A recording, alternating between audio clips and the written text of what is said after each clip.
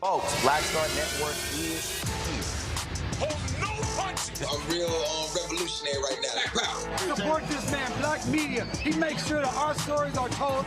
Thank you for being the voice of Black America, Roland. Stay black. I love y'all. All momentum we have now, we have to keep this going. The video looks phenomenal. See, there's a difference between Black Star Network and Black-owned media and something like CNN. You can't be Black-owned media and be scared. It's time to be smart. Bring your eyeballs home. You dig?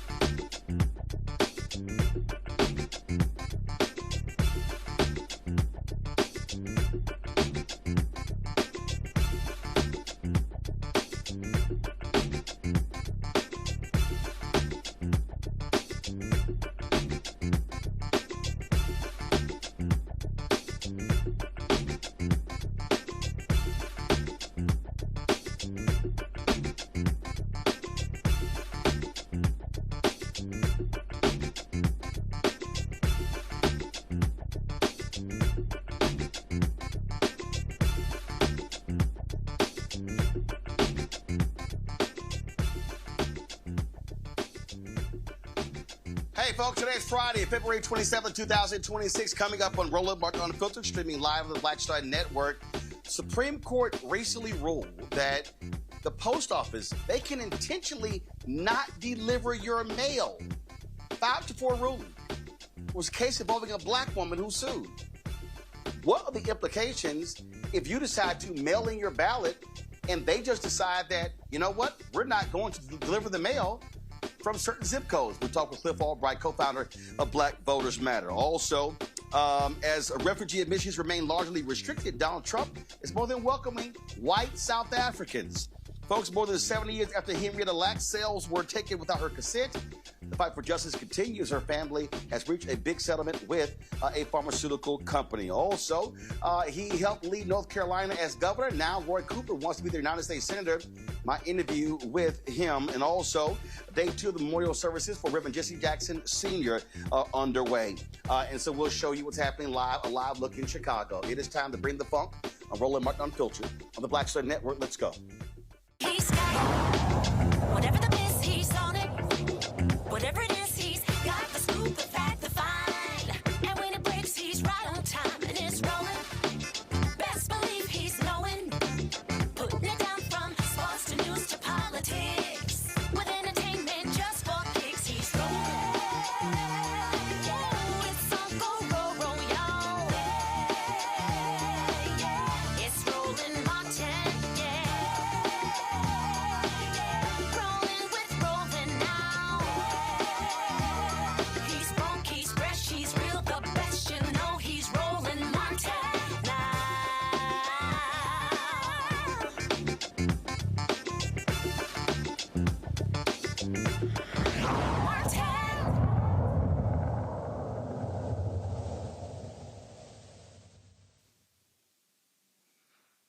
Folks, Supreme Court ruled a couple of days ago in a case, 5-4 decision, that the post office cannot be sued if they intentionally choose not to deliver your mail. The case is a result of a black woman who sued in Texas.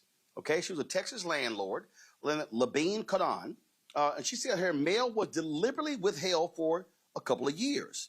She alleges that racial prejudice influenced the actions of the postal employees. Well, one of the folks of that 5-4 decision, Justice Clarence Thomas, no shock, writing for the majority, said the federal law protects the Postal Service from lawsuits regarding missing, lost, and undelivered mail, that it also applies to intentional mail non-delivery. Now, you may say, okay, I don't understand, what's the big deal?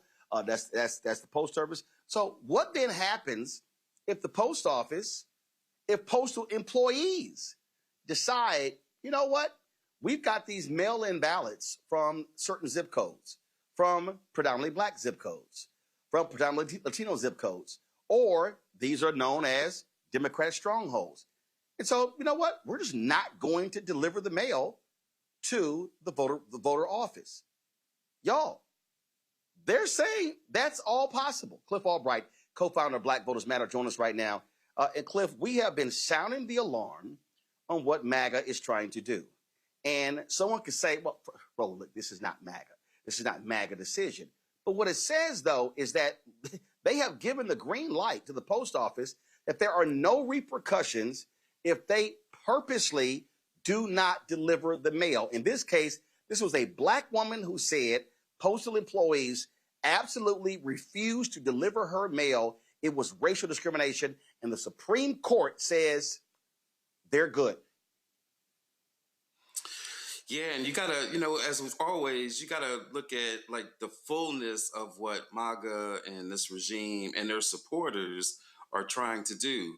Because keep in mind that this is happening at the same time that they are arguing in several states, and not just arguing in several states, but the state legislatures in some states are taking actions to say that you can't count ballots that are received after election night, right? They complained all throughout 2020, oh, why are they still counting ballots? Why are they still counting ballots like these were magic ballots versus these are just ballots that were mailed in legally by the deadline and were being received and were being counted as they came in. And so you've got all these states that are saying, well, no, you have to, it has to be in and counted by election night. So combine that with this case that you're talking about, that Uncle Clarence wrote the deciding majority opinion on.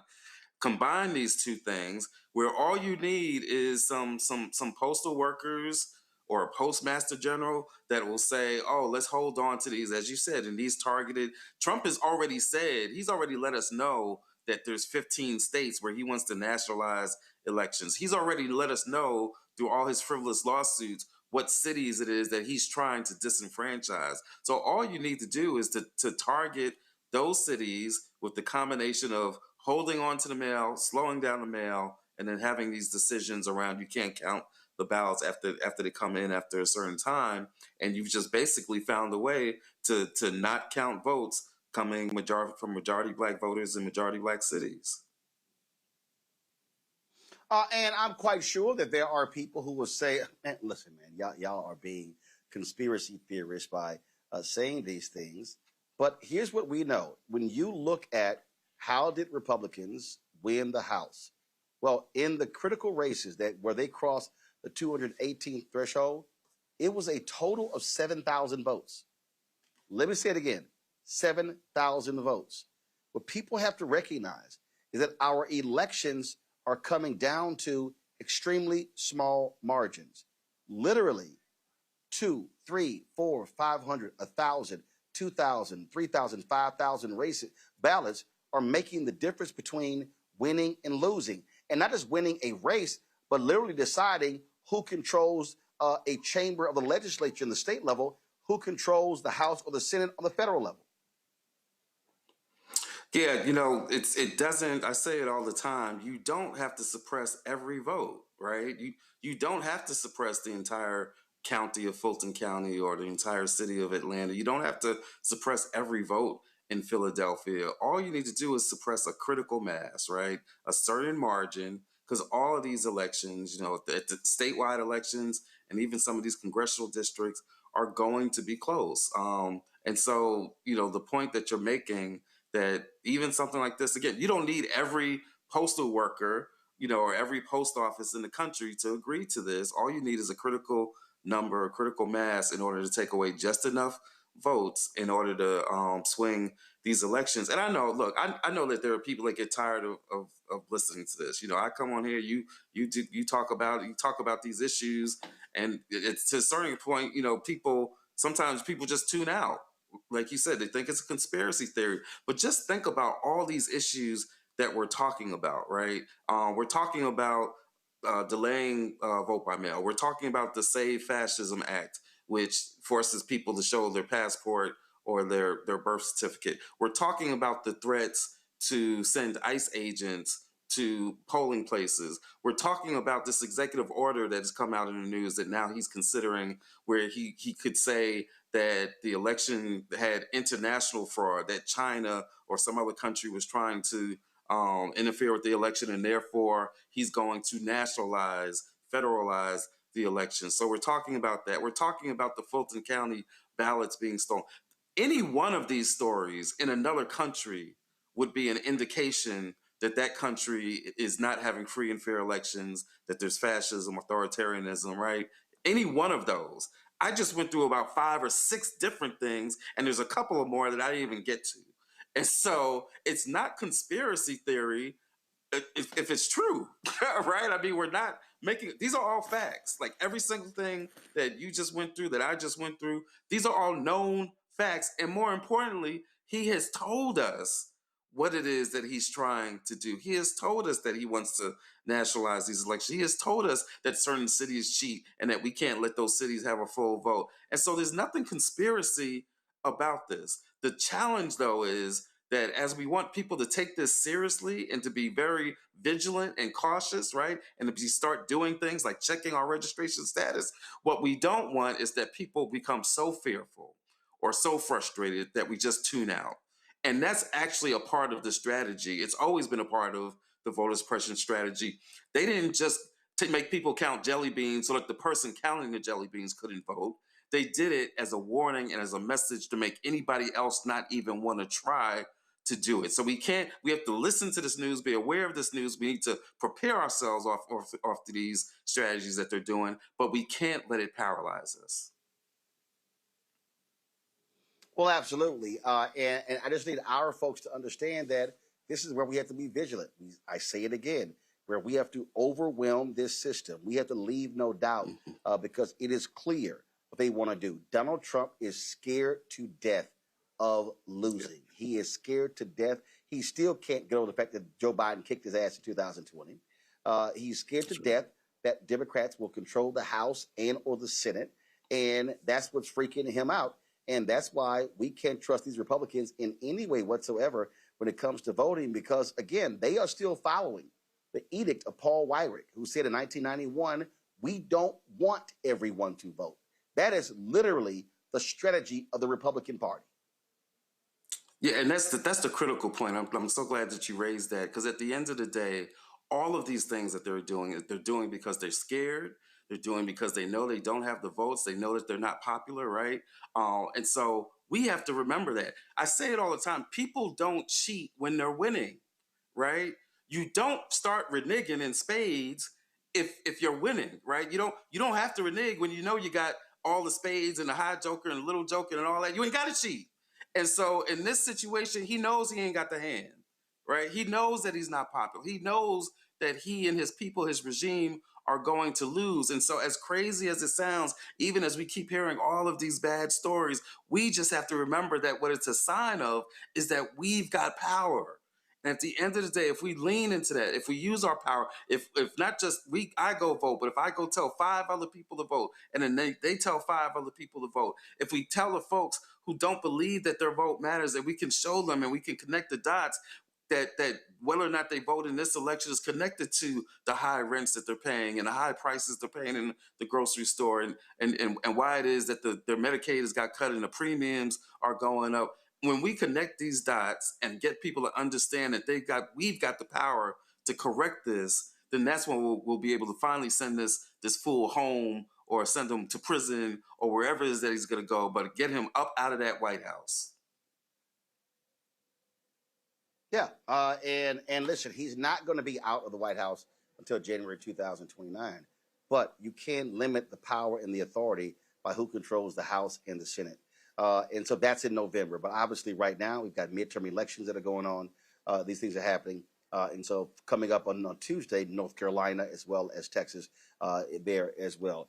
Cliff, let folks know also, how can they support Black Voters Matter? I keep telling our people that we can't wait on campaigns. We cannot wait on parties to fund what's happening on the ground. We've got to be providing our resources to get out the vote, touch the people, and to make them aware of the issues. Folks can connect with us. Find us on all social media platforms. That's Black Voters MTR, Black Voters MTR. find our website, Black Voters Matter Fund with a D, like money, blackvotersmatterfund.org. Get connected. And especially to the point that you just made, look, all the states where we do our work is important. We touch like 25 different states one way or another to different degrees. But in this year, there's some critical states. They're all important, right? Every state's important. Every election is important. But look, there is no path to getting back, like to the point you made about getting some accountability in Congress, right? And some checks and balances. There's no path to getting control of a Congress that'll actually do something. And that's a whole nother story because we got to make sure that they do something. But there's no path towards that doesn't involve the Georgia Senate race, North Carolina Senate race, Ohio Senate race. If there are people listening out there right now from Cleveland, Cincinnati, Columbus, Akron, look, we want to get with y'all. All right. There's some other states where we can't do nothing about. I can't do too much about Maine, right? I can't do too much about Alaska. But we got some power in at least 3, 4, maybe even 5 critical states where we can shape this election, and then we can not only stop this slide into fascism and dictatorship, but we can reverse course and start building towards a different vision. So if you're in those states or any state, connect with us, spread the word. We got power, and we got to come out in record numbers in this election.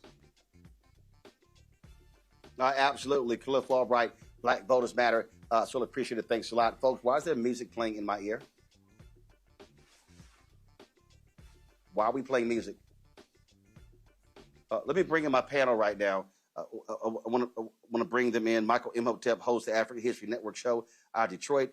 Candace Kelly, legal analyst and host, Not All Hood, out of South Orange, New Jersey. Matt Manning, civil rights attorney out of Corpus Christi. Glad to have y'all here. I'll start with you, Matt. First of all, anything Clarence Thomas makes no sense to me whatsoever.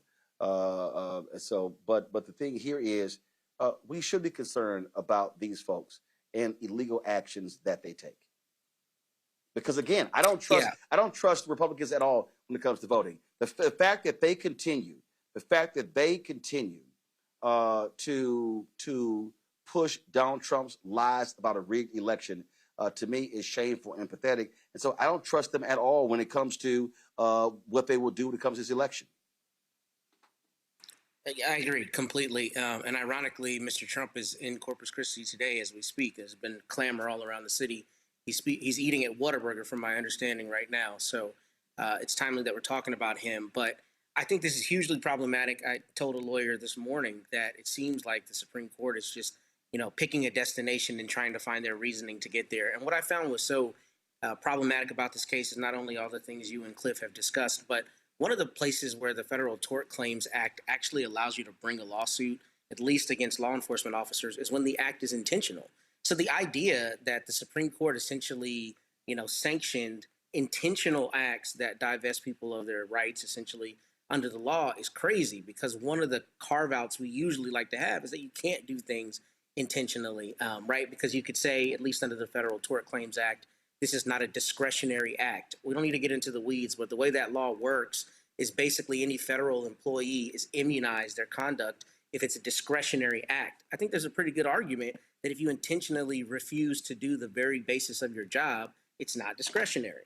So, the idea that the Supreme Court is saying, it's okay, you can choose not to deliver mail is problematic. And I think one of the things that emanates from this that y'all have already spoken to is the Republicans are kind of always looking at something to chip away our rights. And here, you're talking about 7,000 votes. In the aggregate of the United States, 7,000 votes is absolutely nothing, right? I mean, it's nothing for you to kill a whole election or steal a whole election by allowing people who are postal workers to just not deliver mail-in ballots. So this could reverberate, and this is the kind of thing that we're seeing the Supreme Court do that is just disappointing. And Clarence Thomas, particularly of all people, because he should know the impact this will have on Black communities, or could have, but it's par for the course with him. Absolutely. And Candace, these folks, when you listen to the likes of Steve Bannon, when you look at now how they have these election deniers, they are leading various efforts. These people cannot be trusted. I do not, like all benefit of the doubt, absolutely not, because they've already shown the lies they will go to when it came to the 2020 election. So when they show you, believe them. And I believe they are crooks. And, one of the things that's key to mention is that we've already heard from the Trump administration saying that, hey, we support this decision. Well, of course they do, because of everything that we've been talking about on this show. And we know that there are postal workers who in the past have not only been caught with hiding ballot elections, not on a huge scale, but just not doing their job and dumping mail in the back of their car and not doing anything about it because they don't want to do their jobs. I think the other point about this is the original plaintiff in this case, she's not going to get any justice. She had tenants that for 2 years did not get their mail, did not get their Social Security checks, did not get, correspondence in terms of their bills. And there's nothing that she can do. And then, of course, the biggest level that we're talking about now is voting. And what are people going to do? And what oversight can we take in order to say to our local post office, listen, I need my ballot to get there? I mean, it seems like people are going to be forced to go in person in order to make their election votes. We've got 30% of the country that votes with mail-in ballots, and now you are trying to have me trust the post office, who's already said there's nothing you can do if there's a lost ballot. That's basically what they're saying. If your ballot is lost, if your ballot is thrown away, there's absolutely nothing that you can do. We have got to do something about this, more than just talk about it and trying to figure out a way what to do with the mail-in ballots. What are we going to do in order to make sure that our ballots actually get to the place that they are supposed to? And finally, and I'll just say this because I know a number of us got very close with our postal workers during COVID, for example. We got to know them. They got tips from people that they never got tips from before. You better be nice to your postal worker, because if they don't like you, they can withhold your mail and they're not going to get in trouble. Michael. Yeah, Roland, this is another devastating decision from the U.S. Supreme Court that has wide-ranging implications. But at the same time, we have to keep in mind this is the result of the 2016 presidential election, and not enough people voted for Hillary Clinton for one reason or another.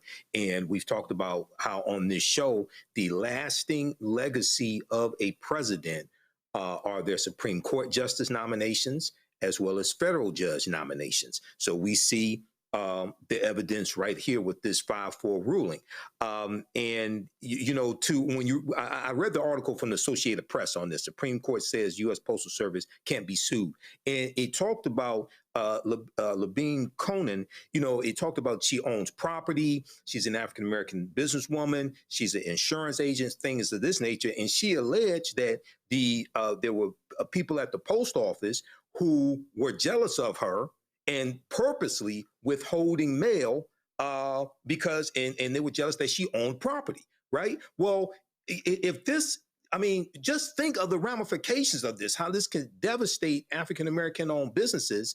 At the same time, we know that we've had a purging of African-Americans from the federal government, okay? And we know the U.S. Postal Service, 29% of them before DOGE, 29% of the employees were African-Americans. So this is another reason why we really have to organize. I'm glad you had Cliff Albright on for Black Voters Matter, but we have to really organize and strategize for these 2026 midterm elections. Trump and MAGA are not going to make it easy for us. This is not a slam dunk, okay? They are trying to steal this election in broad daylight. Yep, that's what's going on. Folks, when we come back, Vice President Kamala Harris weighs in on the Texas U.S. Senate race. She drops a robocall supporting Congresswoman Jasmine Crockett. We'll have that for you next, and we'll talk about this particular race. It's amazing how it's been so much discussed. It's about race. It's about viability. You got Democrats saying that Tallarico is the only viable candidate. Based upon what? And so it's just crazy what's going on there. So we'll talk about that. Also, Roy Cooper, Governor Roy Cooper of North Carolina, he wants to be the next United States Senator, replacing Tom Tillis. We'll have my interview with him as well. Lots to break down right here, Roland Martin Unfiltered, on the Black Star Network. Support the work that we do. Join our Bring the Funk fan club.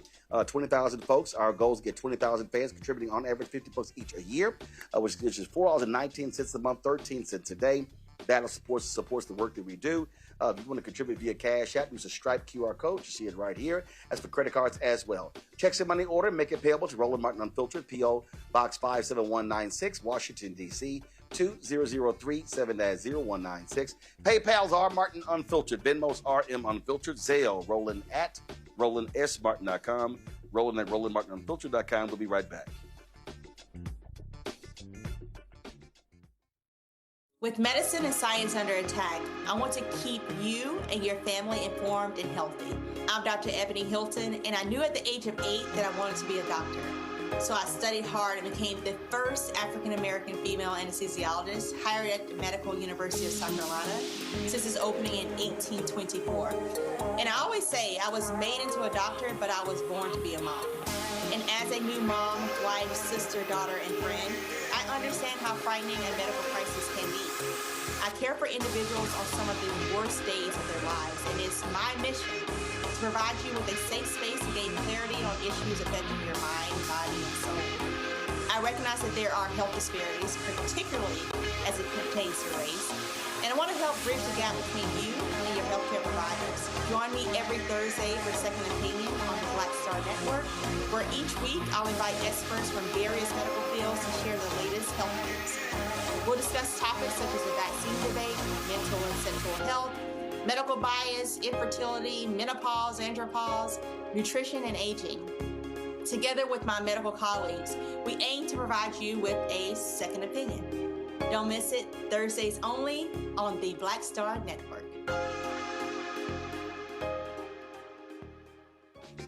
My name is Bill Duke, and you're watching Roland Martin Unfiltered.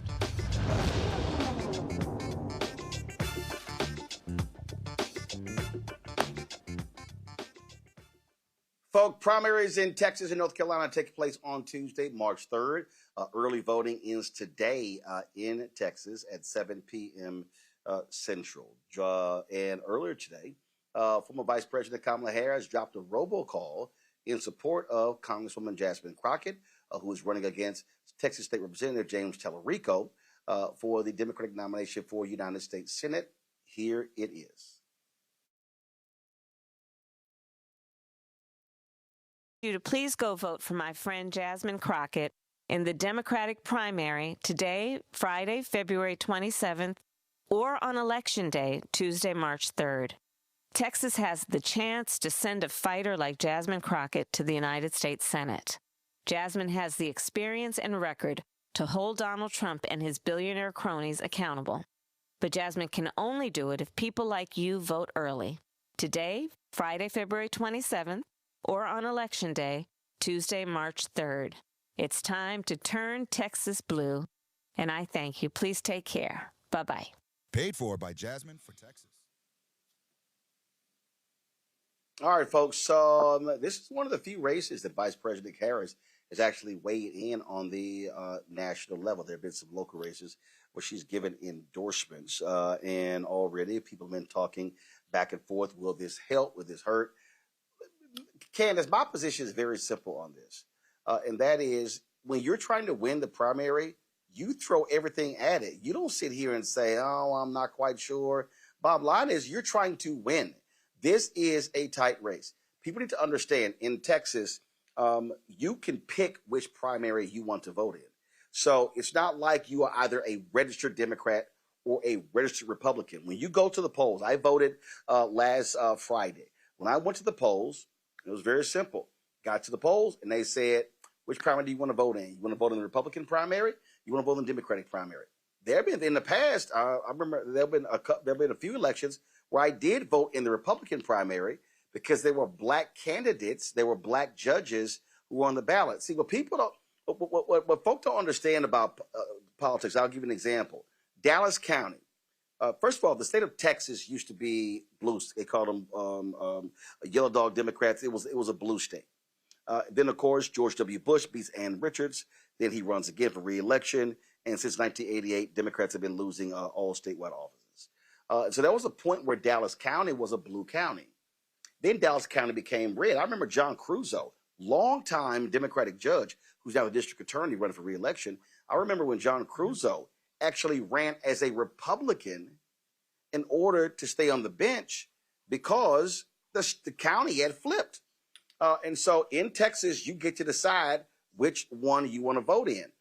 So when people are talking right now about, how Democrats are outpacing Republicans, well, we don't know if the Republican voters are actually voting in the Democratic primary. What's interesting, I saw this one tweet today. This thing is all over the place, Candace, where, the Republicans were claiming they were urging Crockett to get into the race. And then now we're hearing, Republicans are really scared to death of James Tallarico. And so now a deputy White House person put a tweet out, no, they fear Crockett. I mean, it's all this sort of stuff. And my whole deal is like, y'all, none of that stuff matters. It's Tallarico, it's Crockett. One of them is going to win. And bottom line, that's what's going to be the case. And so again, when you're at this point, you throw everything. So if I'm Crockett, hell yeah, I'm pushing Harris's endorsement. If that could pick me up votes, so be it. Yeah, so be it. And like you said earlier, you're dealing with a situation where people have choice. They have choice as to whether or not to go to this primary. And as you said, the whole purpose sometimes of the Republican Party was to get people to stay home. So the first thing that we have to is the takeaway that you always talk about. You have to get out and go and vote. That's number one. Number two, this is the first kind of major person that Kamala has really stepped out to go ahead and endorse. So this is obviously very major, and it's something that she firmly believes in, and she knows that it matters. And Jasmine Crockett knows that it matters. Whether people thought that, Kamala Harris did a good job or not, or who was she during that 100 days, and I can't tell who she was, and she didn't really stand on her ground, it doesn't matter. You pull out all the punches now, and you go for what you know. And what you know right now is that Kamala, she could have made America a lot better than Trump. This is what we know. And I think that that's a lot to count on in terms of Jasmine Crockett making sure that she gets that support. And let's be clear. It was vice versa too. Jasmine Crockett certainly firmly agreed that Kamala should have been the next president of the United States. And she showed that support. And that's what we're seeing now. What was tripping me out, Matt, I'm looking at all of these stories. Semaphore has a story up. A Democratic U.S. senator say, a lot of us are pulling for Tallarico. He's the viable candidate. There was a video that went around. There was a white woman who was in tears saying, I really love Jasmine Crockett, her fight and her energy, but I really think he's electable. And you've had race thrown in this. You've had gender thrown in this and all of this. And when I keep hearing that, again, as a native Texan, as somebody still registered in Texas, I'm trying to understand why it's, he is a viable candidate and she's not. When I've seen multiple polls that show if the corrupt Texas Attorney General Ken Paxton beats incumbent Senator John Cornyn, that it's going to be a tight race, whether it's Tallarico or Crockett. So how is he more viable than she is? I think he's more viable than she is because he's a white man, and they think that confers upon him a greater ability to win this state. I mean, I'm going to go vote on Tuesday. I vote religiously on Election Day.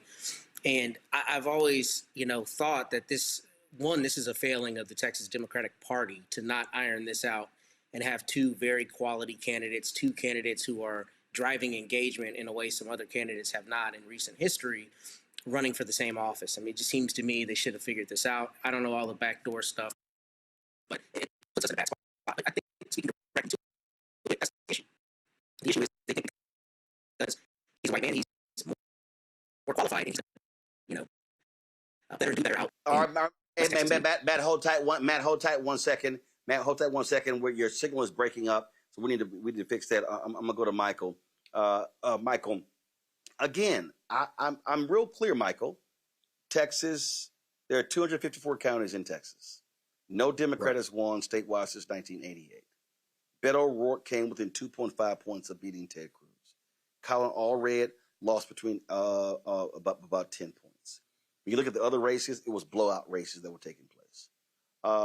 So, again, I've seen polling, and polling shows that it's Crockett almost tied or up 1 or 2 against Paxton. Tallarico tied or up 1 or 2 against Paxton. So, again, it's amazing how none of these people have actually said what makes Tallarico more viable. And I'm just like, okay, explain it. He can appeal to voters across the aisle. Okay, that's it?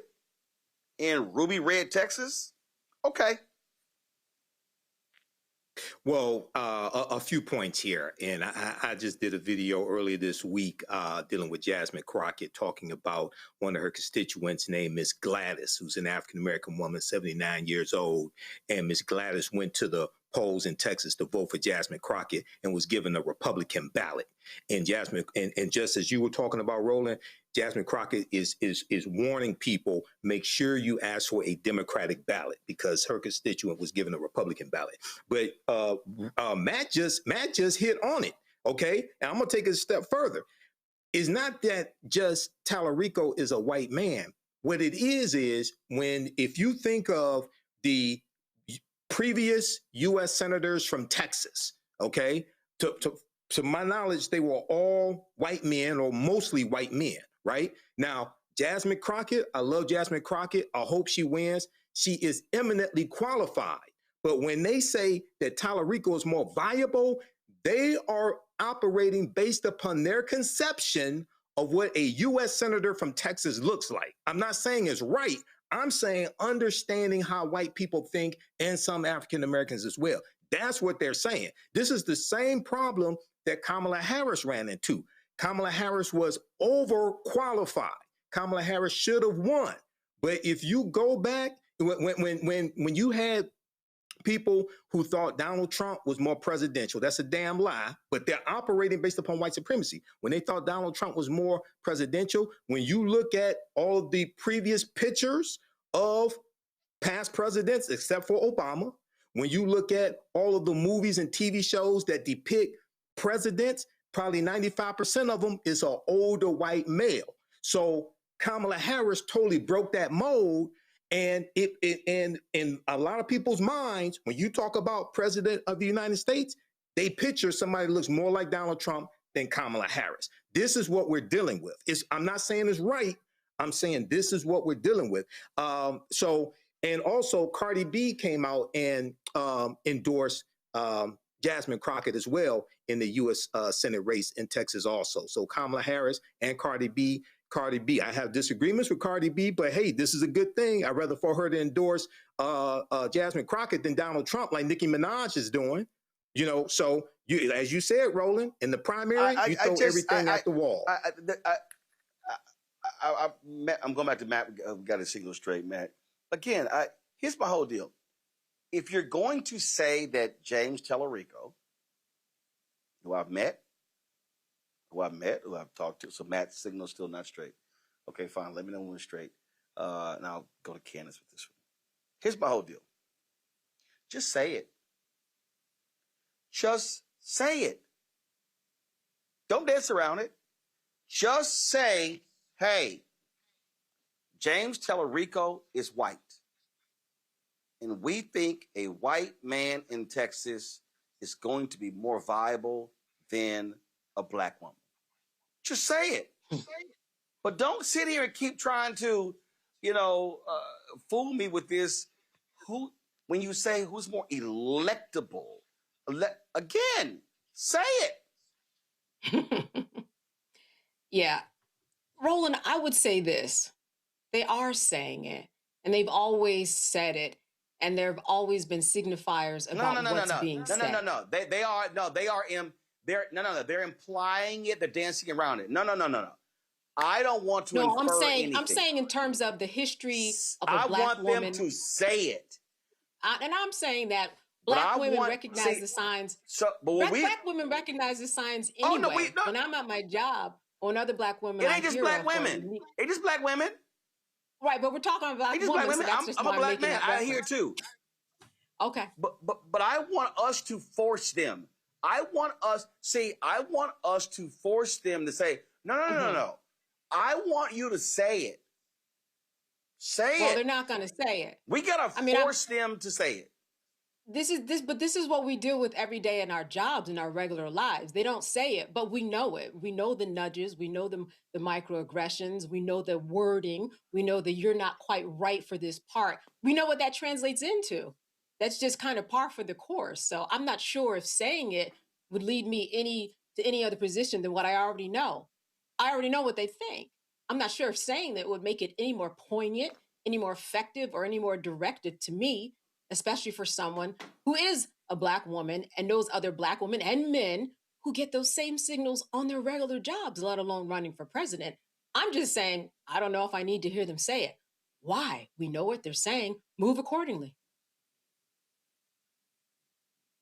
Listen, bottom line for me, with these folk, Michael, is I know the games they're playing, and what I'm not going to do is play these games and let them skirt and dance around what is going on.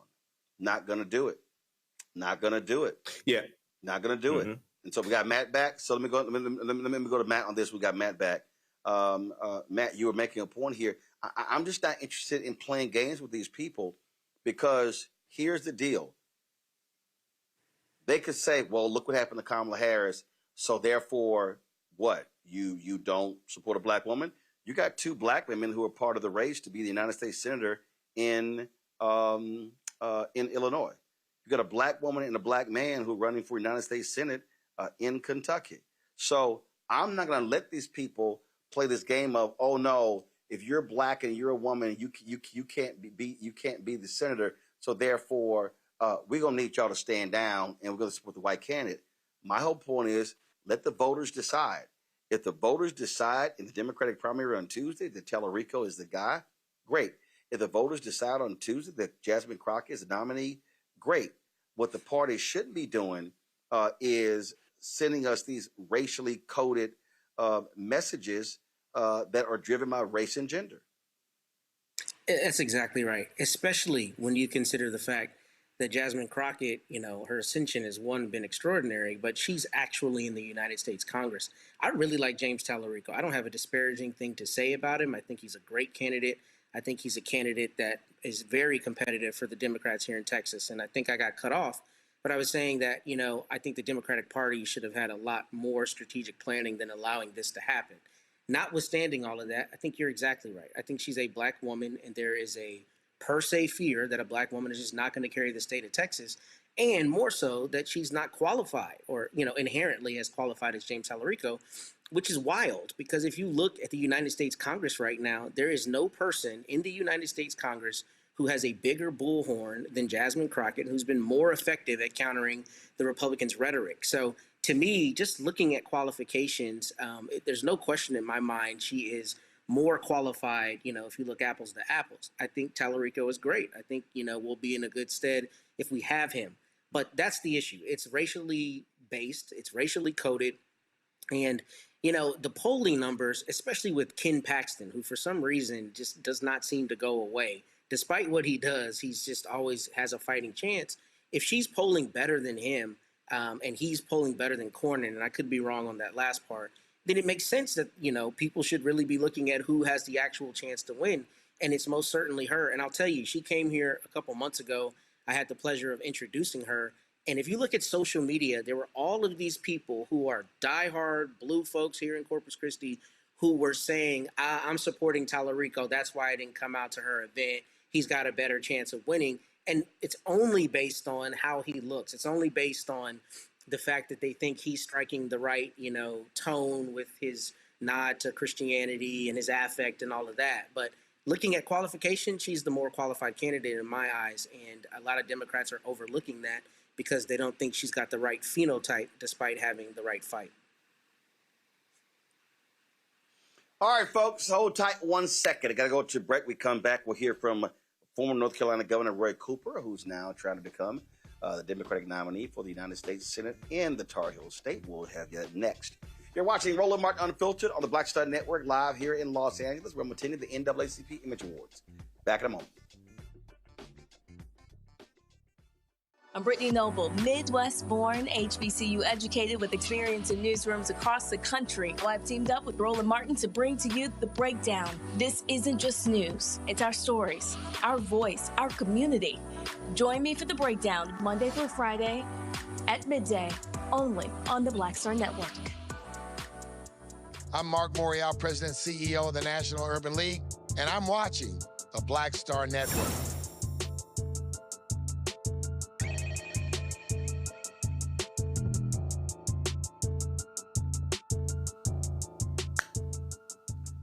Folks, Roy Cooper just finished 2 terms being the governor of North Carolina. Now he wants to be the next United States Senator.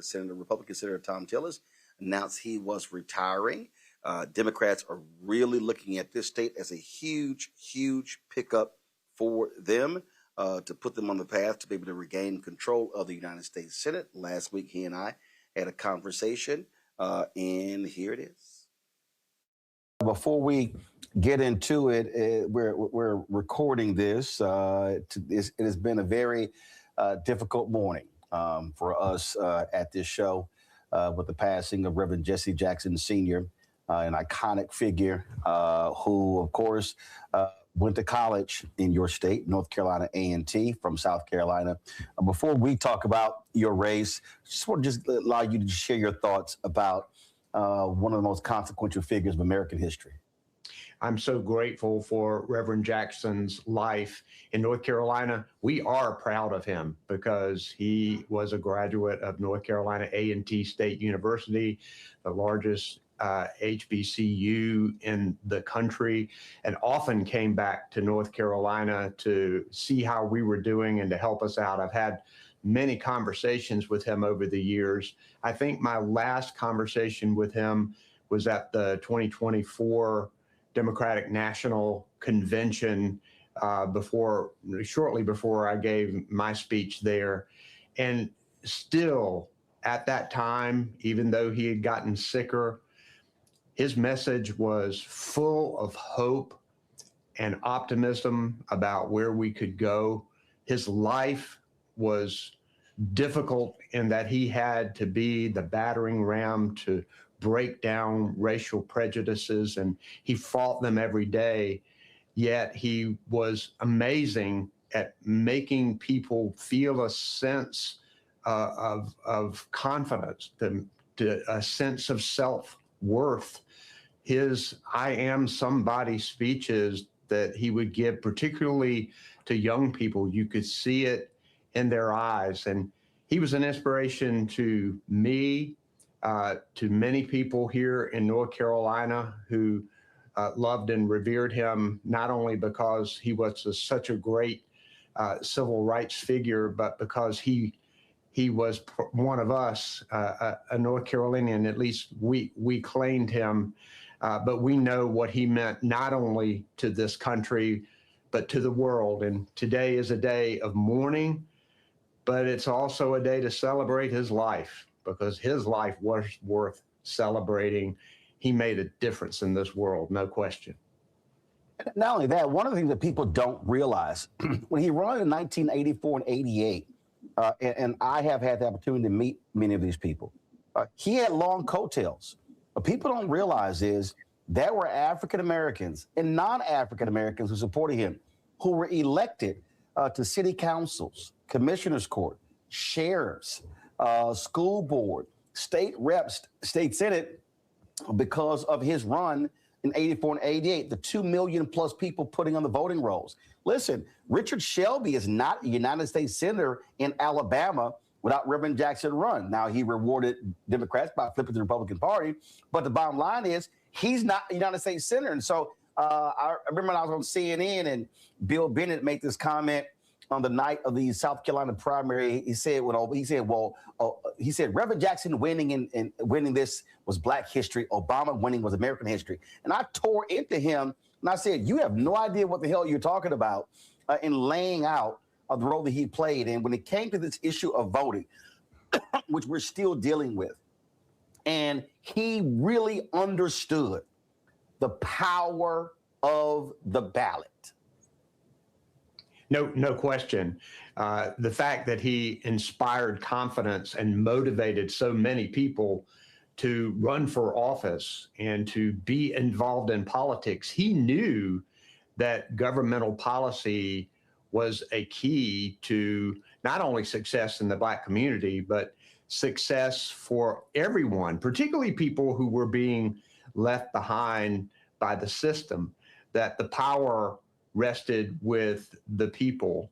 And today we are still fighting the voting battles, but Reverend Jackson taught us how to engage and taught us how to meet the moment. And I think it's time for all of us to come together and meet the moment right now, just as he would want us to do. I was with him in November and sitting by his bedside when many of us believed he was going to be passing in a few days. His orders were shutting down. And we were sitting there talking about public policy. And he asked his son, Yusef, for one of a sip of Coke. And as we were talking, we're just all around him, you could see he was getting revived. And he was talking about organizing pastors and about feeding the poor. And so when we talk about public policy today, you're running for the United States Senate. Bishop William Barber always talks about this here, how you have the poor and the working class in this country who rarely gets talked about in campaigns. Politicians always say the middle class, the middle class, the middle class, the middle class built America. But you got poor and working folk. You got rural folks there in North Carolina. You got folks not living in major cities. And so as I think about, obviously, the issue that Reverend Jackson raised in 84 and 88, here we are in 2026, still dealing with those issues. How does that inform you of what you want to accomplish if you are elected to the United States Senate from North Carolina?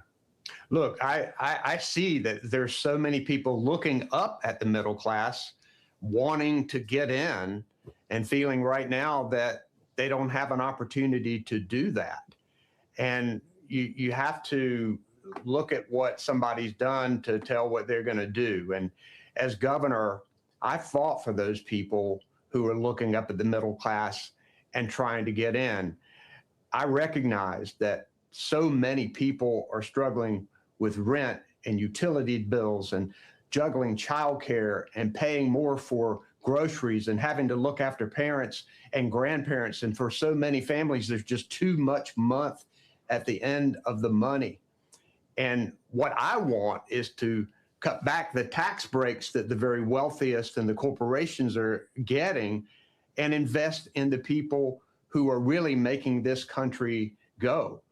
One of the big battles that we fought here in North Carolina was expanding Medicaid. We know that when Obamacare was passed, that they gave the states an individual option to make a choice. Are you going to fill in that gap between people who are making too much to qualify for Medicaid, but not enough to qualify for the subsidies under the Affordable Care Act?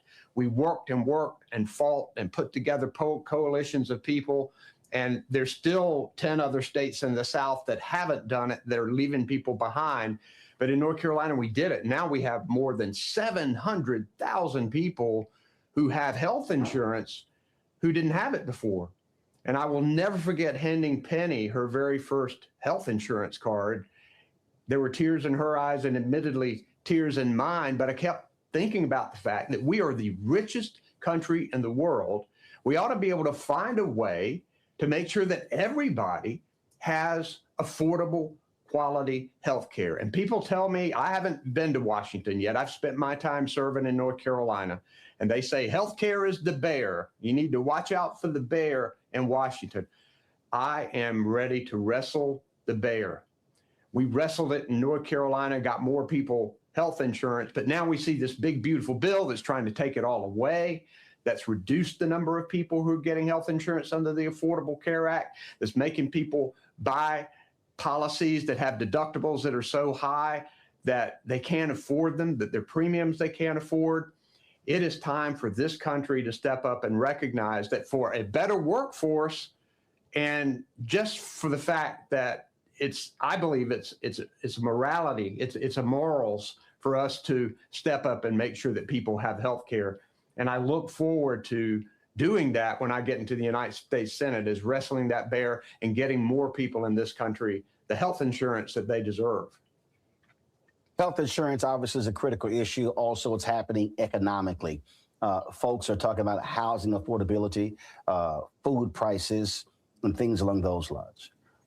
And no state is immune from that. And so when it comes to those issues, people are always asking, well, what can a U.S. senator do about food prices? What can they do about houses, building more housing stock? And so let's talk about those priorities. Well, first, we can, as a Congress, take back the constitutional authority on trade and tariffs that this president has hijacked and that my opponent in this race, Michael Whatley, supports. Those tariffs are raising prices on small business and consumers and farmers. I was meeting with a group of Black farmers the other day, telling me how difficult it was and how these tariffs are hurting them. So taking back that authority and wiping those tariffs off the books to help lower the price for food and other items that people pay. Secondly, making sure that we put more energy on the grid. The big, beautiful bill took away clean energy that was going to help lower utility bills because it was going to provide more power. And now you're seeing utility bills go up, partly because of this administration pushing power companies to fossil fuels and even back to coal that is so expensive that it's going to end up costing everyday consumers. And clearly, affordable housing is an issue that has plagued us for decades, and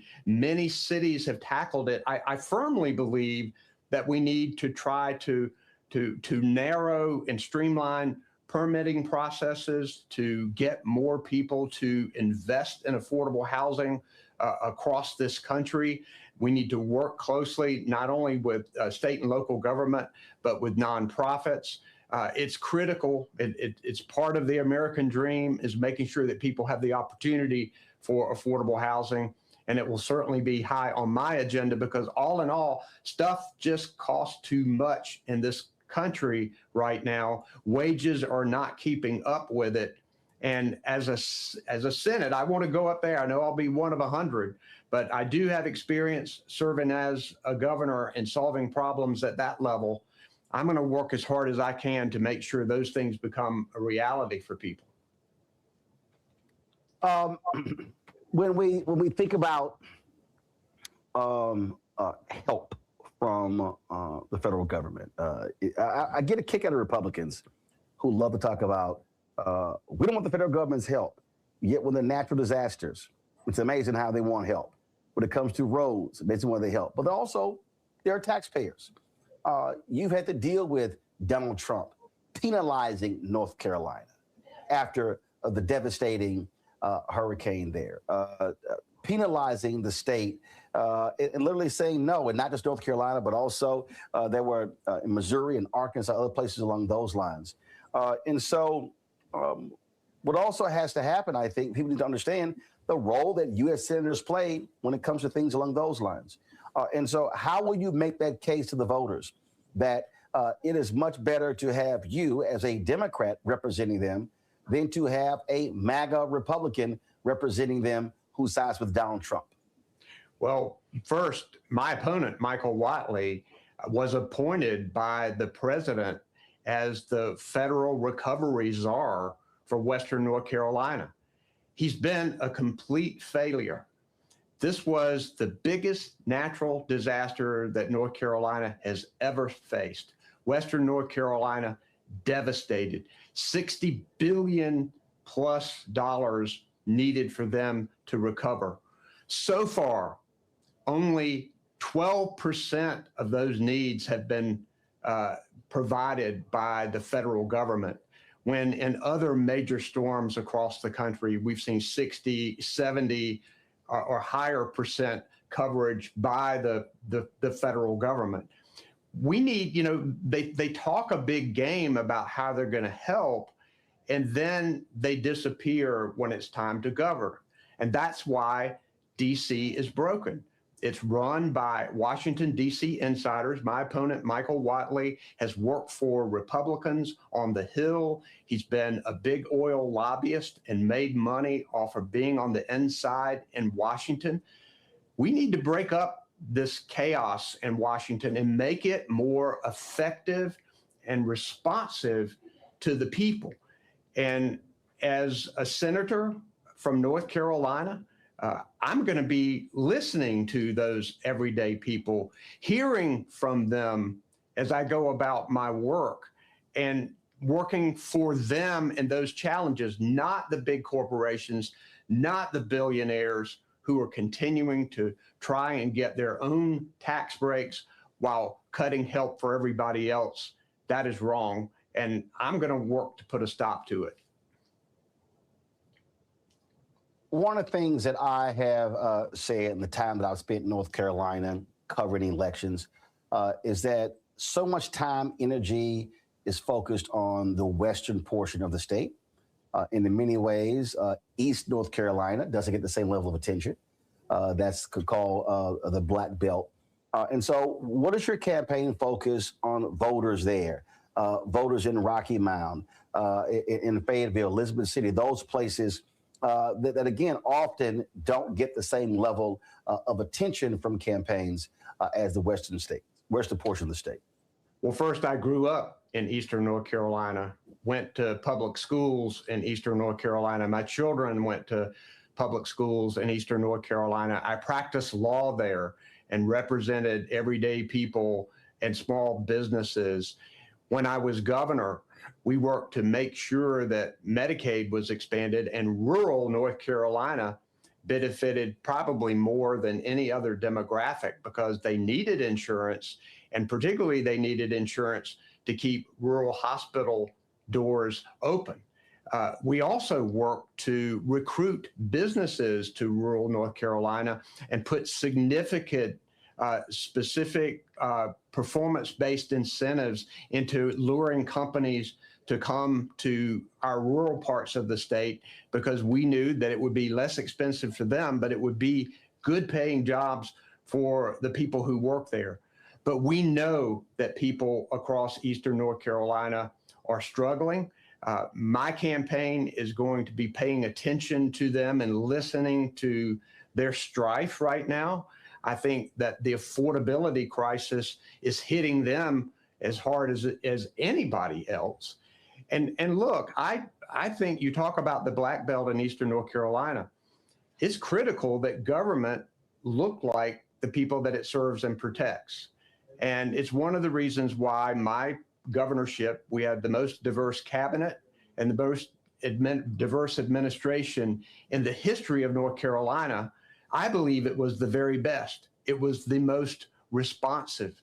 If you look at corporations and companies that are out there and trying to sell products, they want their employees to look like the customers they serve because they're more successful and the bottom line is better. I think it's important for us to celebrate our diversity and to make sure that everybody has an opportunity to succeed in North Carolina. I will put that at the top of my agenda, is making sure that we are remembering people who are out there. What's happening in North Carolina that the Republican legislature has done and Congress, this I can't say it's a do-nothing Congress, because when you're eliminating the Department of Education and you're reducing the federal funding to education that comes to the states and the local schools, you're really hurting the future of these young children's lives. And with public education, that's where real opportunity comes. And I will fight for education, just as I did as governor. I will fight for education in Washington. Last question for you on this, and this won't be our last conversation, but trust in the system. I have heard from so many African Americans who say, my vote doesn't count, it doesn't matter. I've never seen anything in my community change, and the couch is an option. The number of African Americans who did not vote in the 2024 presidential election, North Carolina, significant. Huge numbers in Georgia. There was a drop in turnout for Vice President Harris in 2024 than it was for Biden in 2020. And so to that young person, to that middle-aged person, that older African-American voter who is saying, I simply do not believe that these folks care about me. My life will not change. What does Roy Cooper say to that person who's watching and listening right now when it comes to the upcoming primary and then the general election? That I get it. I understand why you feel that way. I understand why you are frustrated, because I've heard it myself. I have been out amongst our churches and community centers and have heard that very thing, that I'm struggling in my life and nothing seems to make it better. And why should I go and vote? There has never been a bigger difference between candidates than in this election.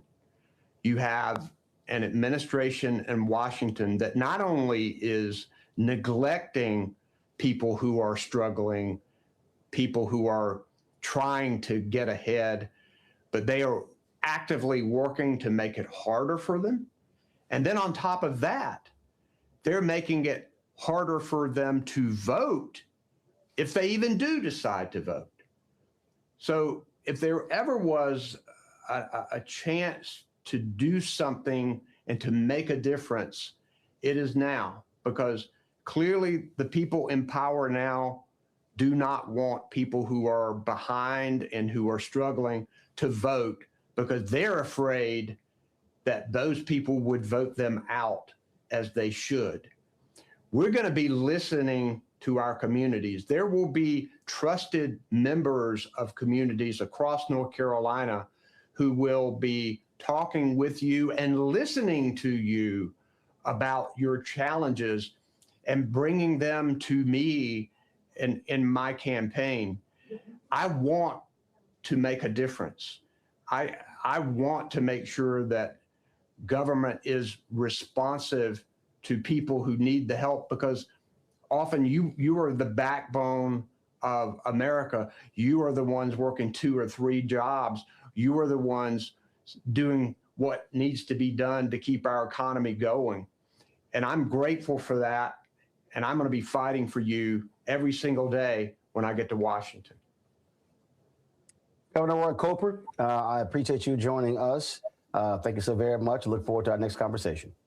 Thank you, Roland. Appreciate the opportunity. And thanks, everybody.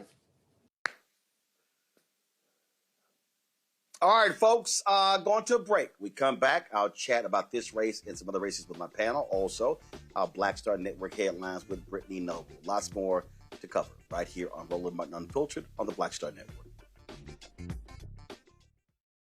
With medicine and science under attack, I want to keep you and your family informed and healthy.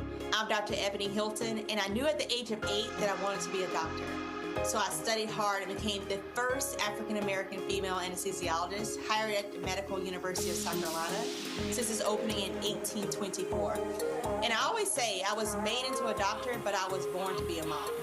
And as a new mom, wife, sister, daughter, and friend, I understand how frightening a medical crisis can be. I care for individuals on some of the worst days of their lives, and it's my mission to provide you with a safe space to gain clarity on issues affecting your mind, body, and soul. I recognize that there are health disparities, particularly as it pertains to race, and I want to help bridge the gap between you and your healthcare providers. Join me every Thursday for Second Opinion on the Black Star Network, where each week I'll invite experts from various medical fields to share the latest health news. We'll discuss topics such as the vaccine debate, mental and sexual health, medical bias, infertility, menopause, andropause, nutrition, and aging. Together with my medical colleagues, we aim to provide you with a second opinion. Don't miss it, Thursdays only on the Black Star Network.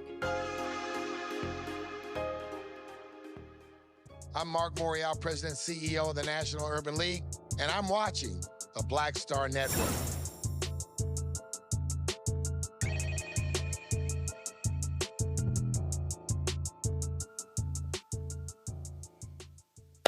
All right, folks, welcome back. Let's go back to my panel, Matt, Candace, and Michael. Listen.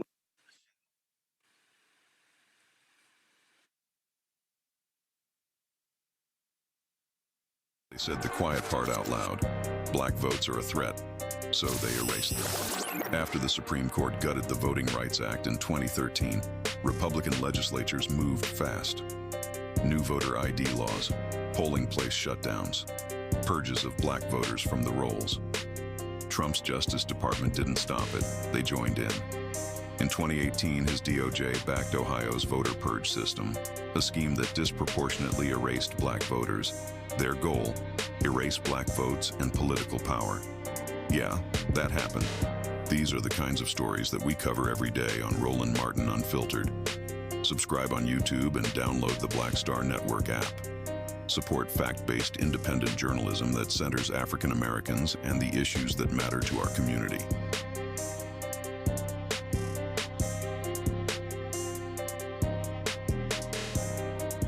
Hi, I'm Swing Cash, Basketball Hall of Famer, and you're watching Black Star Network.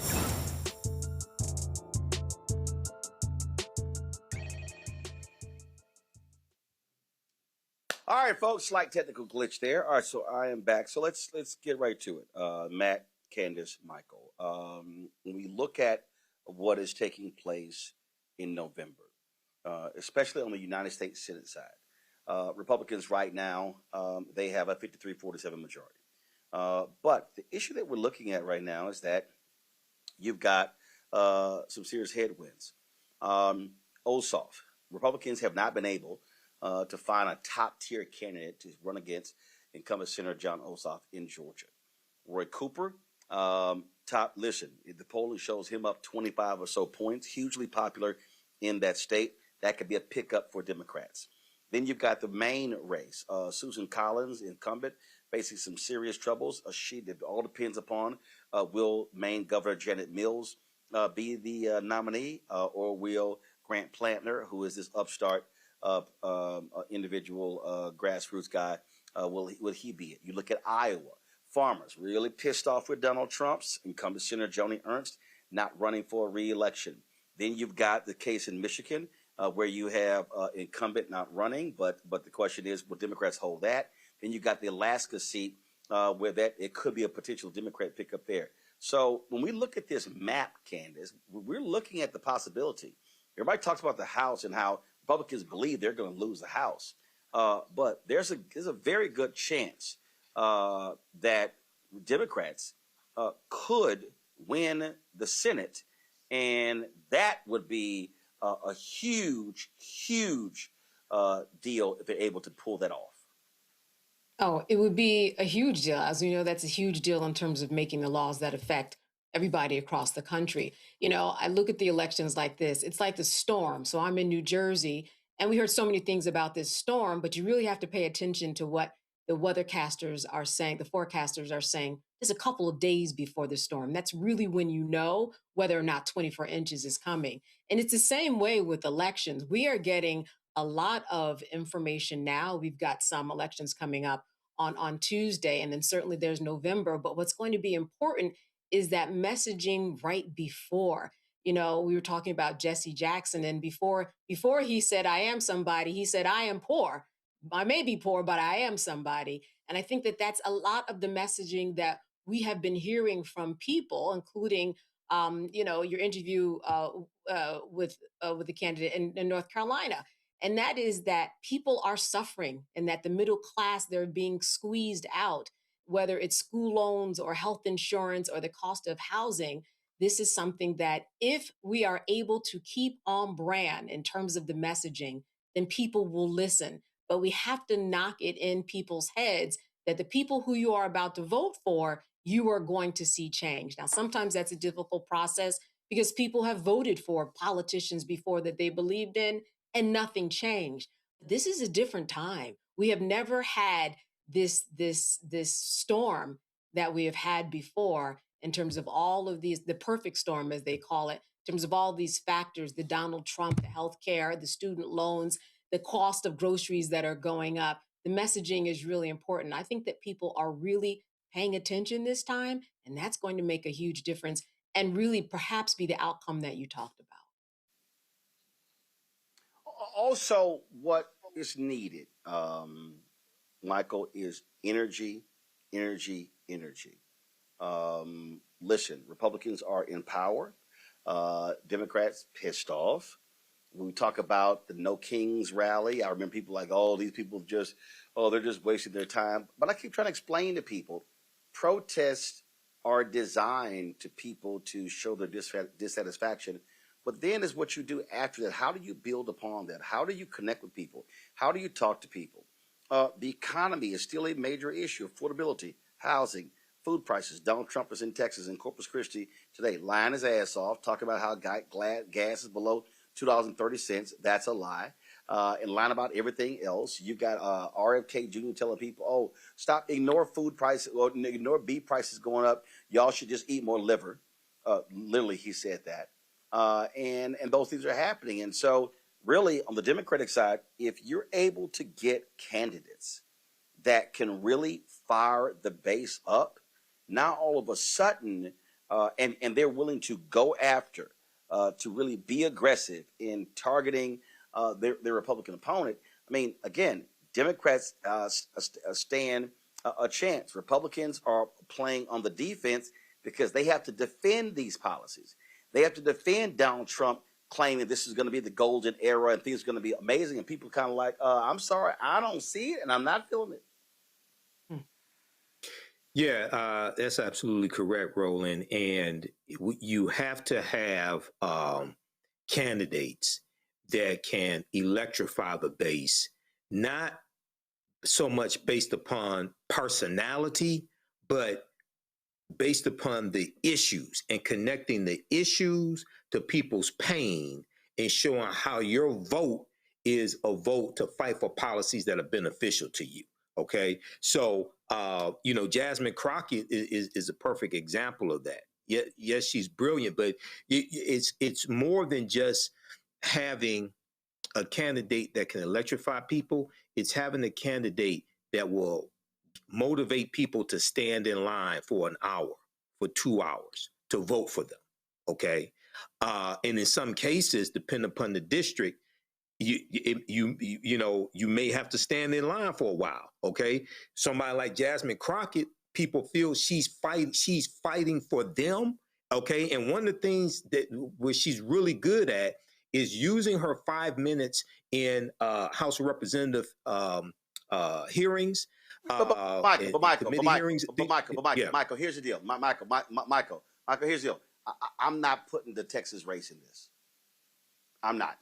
I'm just straight up. I mean, when I look at the map, and the Democrat, when I look at the map and the Democrats' pathway to regain the Senate, right? The Texas race is not in the mix.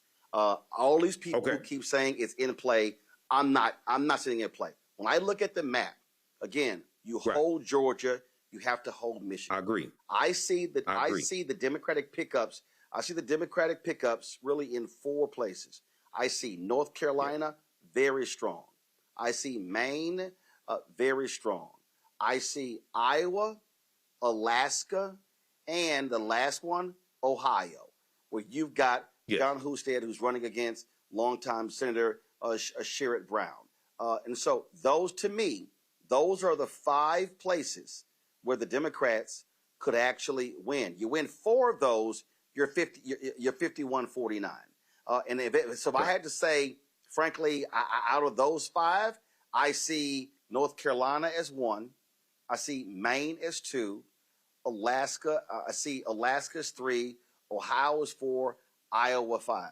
I don't put Texas, Florida, Mississippi in that mix. Right. I just not. I see those as the 5, not Texas. Yeah, no, I agree with that.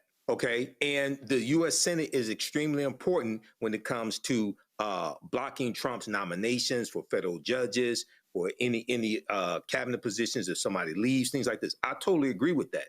And on top of that, in my agreement with you, but also qualities to look for in these candidates for the U.S. Senate, okay, or House of Representatives, but especially the Senate, okay, because it's more than just having somebody in that position. It's also understanding how they educate people, okay? How they educate their constituents as well. So I totally agree with that. But the Senate is extremely important when it comes to federal judges, which are lifetime appointments, U.S. Supreme Court nominations. It's expected that Clarence Thomas and Samuel Alito will probably retire in the next 2 years. You know, because they're the oldest Supreme Court justices. Well, what that means is Donald Trump will get 2 more nominations. If Democrats are in control of the Senate, they can block those nominations. They can block those confirmations to the Supreme Court.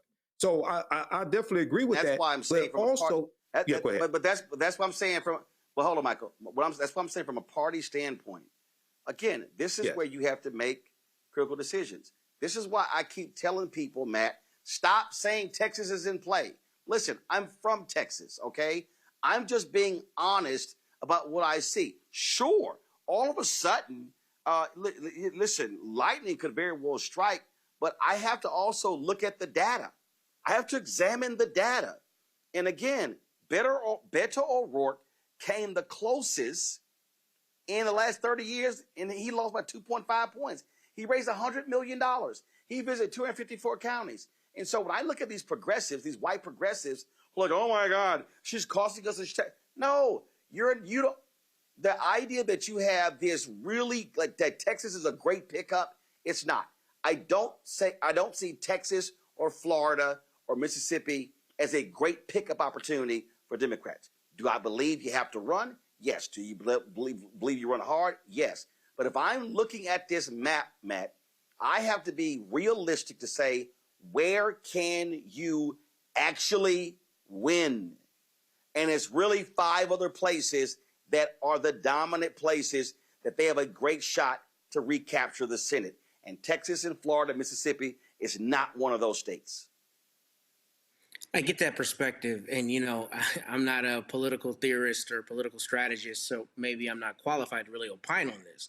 But I think, you know, maybe this is the election where the data is obviously still very important, but maybe that perspective of yours needs to change a little bit because, you know, this kind of harkens back to a conversation we had about Mamdani months ago and whether what happens in New York City reverberates around the rest of the country. I think we're at an inflection point politically where, I mean, it might be more realistic than it has ever been before for Texas to turn back blue. Maybe not. I don't know. But I'm not sure that the data really shows that because, I mean, we see the polling data, we see what people are saying, but we also see anecdotally that people are seeming to be far more energized this election. So maybe this is the election where that, you know, that tide turns. What I do think is interesting about this election is I don't think they'll use it in their primary necessarily, but in Maine, you know, they have ranked choice voting. And right now you've got that Plattner race against Governor Mills. And it sounds like, from my understanding, he's polling a lot stronger than she is. And I think that could be a harbinger for a sea change in who's actually getting elected, meaning the Roy Coopers and the Janet Mills and the people who have been in office forever, whether people are wholesale eschewing them and bringing in new blood. I think that this is going to be a good barometer for that and how that might look for the subsequent general election in 2028 or, you know, the next elections in 2028. I'm interested in kind of how that shakes out. But, you know, maybe this is the election where Texas turns the tide. People are far more energized here than I remember them even being for Beto O'Rourke. But you're right about the numbers, and I don't know how that comes out. Okay, so what I do is first and foremost, Candace, I don't get excited about primary turnouts. So let me explain. First of all, a primary is a primary, and typically your voters are going to vote. So I don't get excited by that. What I look at is I look at a campaign, and I look at, most importantly, organization and mobilization. What I saw with Mamdani, and this is why I thought that race was different. I saw a candidate who studied the map and said, how can I achieve victory in the primary? And so, I remember people were saying, Mamdani is not focused on black voters. And I literally said, why? They were like, what do you mean? Black voters are critical in New York City. I said, yes. But how many black candidates are running? There were like 5 black candidates. I said, so if I was Mamdani and I needed to win the primary, I'm studying the map. And I'm saying, I'm gonna focus my time on this portion of the electorate to get me to victory, because if I expend time and energy, it's already 5 black candidates who also target that same group. That was a smart strategy. What I saw was candidate raising money, messaging, but he was organizing and mobilizing. When you looked at his young numbers, when you looked at 1829, 1835. So the reason I don't put Texas in that category is because I'm not doing that based upon the primary. What I'm doing it is based upon, okay, I'm going to look at Texas not in February and go, oh my goodness, Texas could change. No, I'm going to look at Texas in August. I want to see the organization. 60% of Texas, minority. 60% of those that vote in Texas are white. And so when I'm looking at states, I'm looking at pathways to victory. And so when I look at Georgia, hold. North Carolina, hugely popular former governor. He's going to crush the Republicans. That's a Democratic pickup. I think Susan Collins is primed to be upset in Maine. I think that's a Democratic pickup. Okay? Now, all of a sudden, Democrats if you hold Georgia, you hold Michigan, you're now at 49. Okay, what's now my 50 and 51? Now, you got Mayor Patola in Alaska. All right, got strong candidate. She could win there. Now the issue comes down to 2 states, Midwestern states, Iowa and Ohio. So the question is, can the Democratic nominee in Iowa really showcase how Trump has been screwing farmers, running them to bankruptcy, and can they still be so mad? Listen, Joni Ernst chose not to run for a reason. And then you look at Ohio, okay, has gone red. You got those union workers. Sherrod Brown has a history of being had strong union backing, but he also lost to a Republican, and so now he's trying to fill the term of J.D. Vance. So the question is, can he speak to the economy and blame it on Republicans enough to pick it up? That's how we're looking at it. And what people have to understand is, this is where you put your time, energy, and money. If somebody said to me, hey, Roland, will you broadcast shows in Kentucky? Well, if I had to look at finite time, I'm going to say, I'm probably going to broadcast in Georgia, North Carolina, Michigan, and Ohio, and I'm not going to be in Kentucky, because you have to factor in just finite time, finite money, finite resources. To me, that is the Democrats' pathway to winning the Senate. It is. And this is why civics is so important, so you can understand exactly what are the races that you need to be paying attention to. And more than that, what is the language that they're speaking, so that they bring in people like the suffering farmers. They bring in people like, suffering everybody who has been complaining, rightfully so, about things that have been changing in terms of skyrocketing prices. I think the reason that so many people have their eyes on Texas, and again, I understand what you're saying, is because there is a template that is being created that people have not seen before in this Black woman, number one. And then there's an understanding and a dialogue that these people in the primaries are having. And so that alerts other people who are worrying about November and are worrying about states that are going to be more, they're going to be more wins, like a Maine. And they're saying to themselves, this is what I should be hearing from my candidate. And it changes your perspective about what your relationship with potential candidate or the person that you are going to be voting for is. I think that that's the one thing, and that's why people don't necessarily have their eyes on the bigger picture. They're liking what they're seeing at this level, and they're hoping for it and looking for a different exchange and dialogue in the candidates that they're going to be making the difference in the Senate to make it perhaps 49-51 in terms of Republicans versus Democrats. And I think that that is worthwhile looking at and understanding what is the expectation of somebody who is running for office in 2026 in this perfect storm.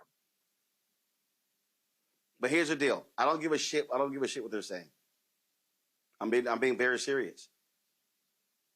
Winning is about numbers. When I look at Texas, it's 254 counties.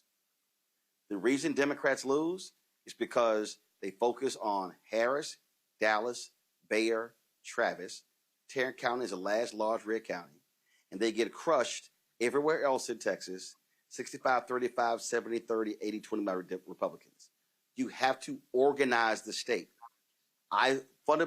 Georgia is a state that is where it is in play because they organize the state. And this is what I'm talking about. This is why when I talk about why I support black voters matter, it's because you have to literally build that infrastructure. Again, I'm going to go back to Beto O'Rourke. He built an amazing campaign team. He built an amazing infrastructure. They raised $100 million, and he lost. And so where we are now is when we talk about, and the people who are watching, and I'm saying this for a reason because I need people to understand the conversation with Roy Cooper, why I kept saying, why must we as black people organize East North Carolina, the black belt? Because that's where black votes are. And now all of a sudden, if we work to organize East North Carolina for Cooper in 2028, then Anita Earls, the black woman, Cooper for 2026, Anita Earls, the black woman, the lone African-American on the North Carolina State Supreme Court, then we champion her, she gets reelected. Now it's 5 Republicans, 2 Democrats on North Carolina Supreme Court. Guess what? Now you have created your template for 2028. Why is 2028 going to be important? One, Josh Stein will be back on the ballot as a Democrat running for re-election. The Lieutenant Governor, Democrat, on the ballot running for re-election. The Attorney General and Secretary of State, those 4 Democrats. But most important, there are going to be 3 Republican Supreme Court seats on the ballot in 2028. But you built the infrastructure. So the concern that I have with Texas and Florida is that there has not been sufficient infrastructure built to win those states. Nikki Fried is trying to do her part in Florida to rebuild that party. Why I have no faith in my native state? I don't even know who the Texas party chair is in Texas. Matt, do you know the person's name? Yeah, I don't. I was just thinking that. I'm not sure. Got no idea. I don't know. I can't do the name. I don't know where they based. I ain't never had a conversation with them to even understand what the hell is they're trying to do. We just had the North Carolina State Supreme. That's what's crazy to me. On this show, we've had the Virginia Democratic State Party chair. We've had the North Carolina State Party chair. We've had the Florida State Party chair. I don't even know who the Texas State Party chair is. So I just don't see Texas as being an organized state. And I'm walking through this for the purpose of our viewers and listeners, because what I keep harping on is we have to stop having a macro conversation. That is, oh my God, hey, Texas is in play. No, having a micro conversation. Okay, how is East Texas being organized?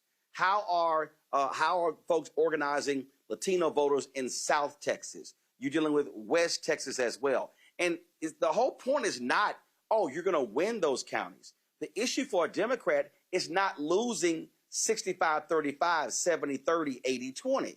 The issue is, can you lose 55-45? You lose 55-45, 58-42. Now you can make up the difference in your large counties. You can't keep losing. Again, there are 254 counties in Texas. You focus on 4 large counties, 10 counties, big rate. Shit, those 5, it's still 249 counties left. And so so to me, that's the whole deal. So as we are talking about for Black people, how do we organize? It has to be a micro strategy. What is this precinct? And this one, and this one, and this one, this one, and this one. So all of a sudden, if we're talking about the top 25 precincts in the city, all of a sudden it's like, oh, damn, that's the determinant who wins the election. And so that's where I think where we have to be. So a lot of times when we have these political conversations, people are trying to be pie in the sky, big, broad. And I'm saying, if you have not created the infrastructure on the ground, not TV ads, not radio ads, but the get out the vote infrastructure on the ground, if that is non-existent, there is no candidate who is so charismatic that they can overcome that. Charisma of a candidate will never be able to overcome a lack of infrastructure. And that applies to Jasmine Crockett, James Tallarico, or any other person running. You got to have an infrastructure to win. Yeah, but can I push back on that a little bit, at least with respect to Texas? Go ahead. But I think part of the problem is, I mean, what you've identified is several of those counties are by far the major population centers, right? Bexar County, San Antonio, Travis, my hometown, Austin, Harris, where you're from, Houston, even Nueces, where I am, Dallas, Fort Worth, Lubbock. And then the rest of the state, for the most part, is not nearly as concentrated. So in talking about organization, I don't think you're wrong with the general premise, but I do think we're not talking about Parker County, and we're not talking about Tom Green County, and we're not talking about these far-flung places where there's only 30,000 people. I think you absolutely have to focus on those people, but I think to organize in a state like Texas, you've got to your earlier point, use your finite resources where it makes sense. I think the thing that the Democratic Party needs to do, not only organize more so, but is to organize and pick up more votes in places like Lubbock. For instance, the Lubbock City Council just voted the other day about, I think the City Council, about not having a dedicated prayer time during school, right? And people are up in arms about it, right? There's this whole rift about whether Lubbock's leaders are really God-fearing and God-focused and all that stuff. But my point is, Lubbock is a place that Democrats just completely write off. But Lubbock is changing. Lubbock is a lot more progressive than it was even 12 years ago, 13 years ago when I was in law school. I think you pick up enough votes in little places like that, you buttress it with the votes in Harris County and Travis County, and then the organization pays off for itself. I don't see how you really make inroads in Orange County where Beaumont is, or those kinds of places. I mean, it just, the way Texas is set up, it doesn't make sense to spend your time and your resources. Wait, hold up. What are you talking about? What are you talking about? When you talk about Beaumont, no. When you talk about Beaumont, you literally, Beaumont and Port Arthur, it's a lot of Black people there. See, here's my whole point. The issue. I'm saying comparatively. But no. But the problem. Yeah. But again, it's not a question of a lot of people, Matt. This is what I'm talking about. It's a question of, if you lose in rural parts of the state, what's the margin in which you lose? What I am saying, this applies to Pennsylvania, Georgia, North Carolina, Michigan. Michigan, outside of Detroit, Lansing, and Flint, Michigan is a red state. You showed a map of Michigan, it's a lot of red. Minnesota is called a blue state. It's a lot of red. Trump only lost Minnesota by 4 points the last election. Pennsylvania, outside of Philadelphia and Pittsburgh and the suburbs, they call Pennsylvania Alabama outside of those places. And so one of the reasons Democrats lose in Texas, I'm right here. It says, I'm looking at how Texas counties voted for Beto O'Rourke in the primary, and then 4 or 5 months later, Cruz votes swept across rural Texas despite losing cities. And that's my whole point. So my point is, what happens is when you look at the map, and I don't have it here, so I'm just going to go to the camera. This right here. That's how Ted Cruz, right there. That's blue and that's red. Now, the issue with all of those red counties, is not you lost the counties. The issue is how much did you lose the county? And historically, Democrats have been getting crushed in these counties by massive margins because they did not have the organization. They've been losing Florida in the last 4 cycles because they stopped investing in Florida. They've been getting crushed. Before what Stacey Abrams and Warnock did in Georgia, they were getting crushed in Georgia. They never competed in rural places. And so this is what I'm saying. That requires organization, but year-round organization and mobilization. And what I'm saying for Black people, where we have numbers, we've got to be thinking that way, because then it changed electoral politics. And this is the thing, and this even goes back to, like I saw, and this is why James Carville should shut the hell up. James Carville had some video, and he was trashing Ilhan Omar. She needs to leave the party, all this sort of stuff. And I'm like, James Carville, you're a complete dumbass. There are 435 House races in the United States. And you know what? People vote in those congressional districts based upon who they like. Listen, Rashida Tlaib is representing there in Detroit. How many Black people have she beaten in Detroit in that race in the last 4 elections? She been wiping out everybody Black in Detroit. Steve Cohen in Memphis. All the top Black folks that run against him, he wiped them out. Now the question is he going to be able to beat Representative Justin Pearson in the primary this year? We'll see. And so what my deal to Carville is, stop saying stupid stuff like run Ilhan Omar out of the party. Her district votes for her. Tlaib's district votes for her. AOC's district votes for her. But how a person runs in a congressional race is totally different than how you have to run in a statewide race. And so it requires infrastructure. I'm tired of Black people saying, hey, man, we got to get our people to vote. How you going to do it? Where are the votes? How are you talking to them? How are you reaching them? Well, what? It ain't going to happen through osmosis. And that's why I'm saying when I look at this here, why the infrastructure has to be built and sustained, and it can't be, well, Beto ran, he lost in 2018. We are 8 years later. So let's look at the map. Beto lost in 2018 in Texas by 223,000 votes, 2.6 points. All red runs 6 years later. He loses by 10 points. I'm sorry. If the infrastructure was in place, you don't go from a 2.6 point lead loss to a 10-point loss.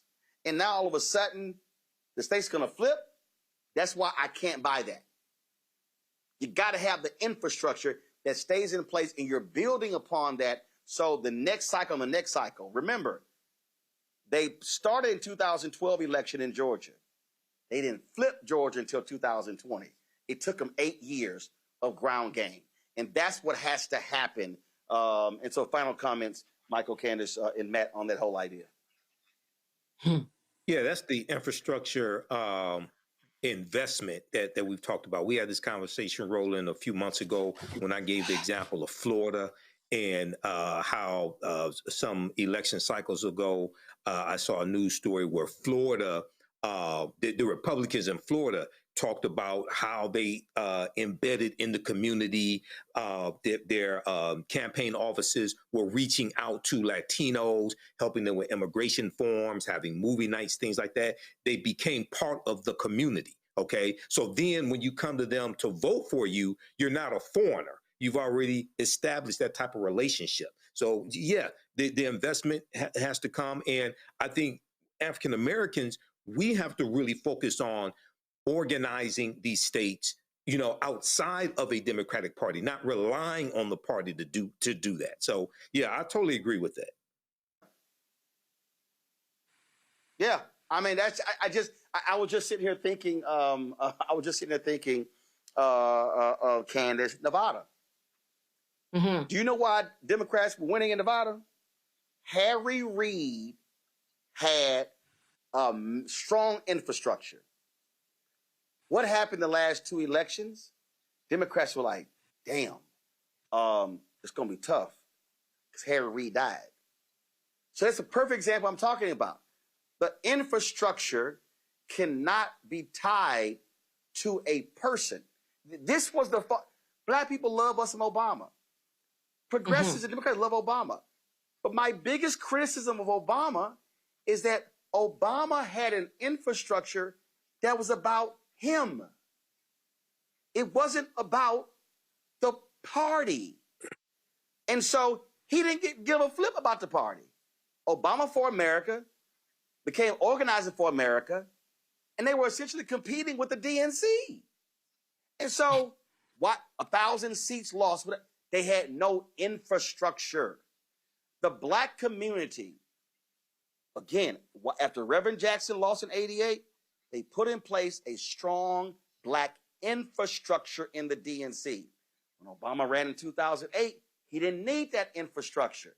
Okay, that worked fine for him, but what about all the candidates below him?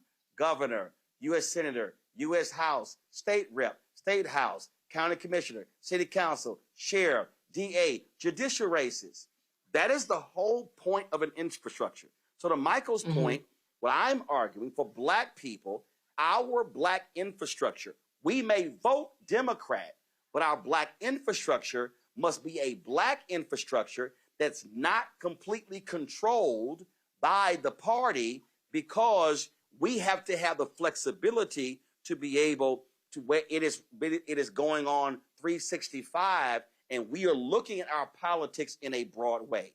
That is the mistake. When I look at our community, we're waiting for the candidate to decide how much money he or she's now going to invest in the Black community to turn out to vote, when I'm like, yo, we can't wait on them to actually do that. We've got to be funding our own infrastructure to then say, okay, we already got our infrastructure here. Now, what can you supplement? Because when the election is over, we still got to keep the infrastructure going. If we let it die after the election, now we're trying to restart it 2 years later, and then restart it 2 years later, and then restart it 2 years later, and you lose. Right. You lose the continuity. And I think one of the other takeaways is that in terms of having an infrastructure that works, you have to have consistent people. And that means there's going to be a turnaround of people, and more people have to either be in line or be involved in order to keep that infrastructure going. So one of the takeaways that I'm getting from what we've been talking about and that people should be reminded of is that you should start making sure that people understand the civil process and what it takes to run for office, and get them ready and prime them to run for office. Get them ready to learn how to build infrastructures, because those are the people who we need. I think the other thing, though, that we should also consider is that you might have an infrastructure for Black people, as long as you keep the messaging on point that keep the Black people's attention, because let's remember, there are 20% of Black men that left, and some Black women too, who did not vote the way that they thought they would.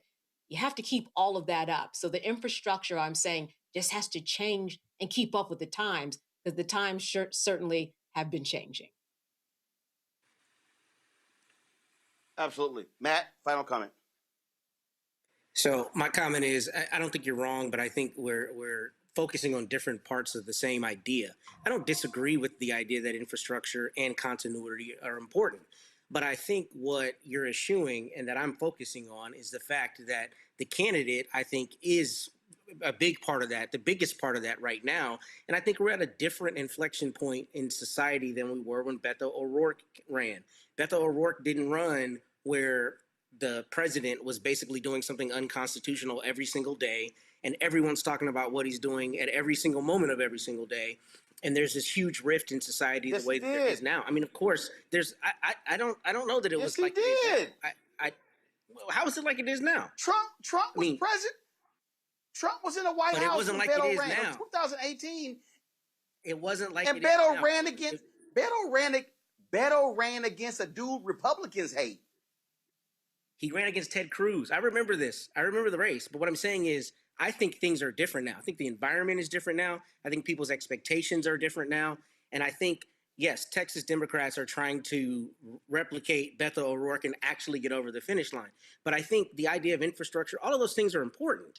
But I think we would be doing a poor analysis if we didn't consider the extent to which, one, the candidate drives that energy, and two, it becomes a self-perpetuating machine.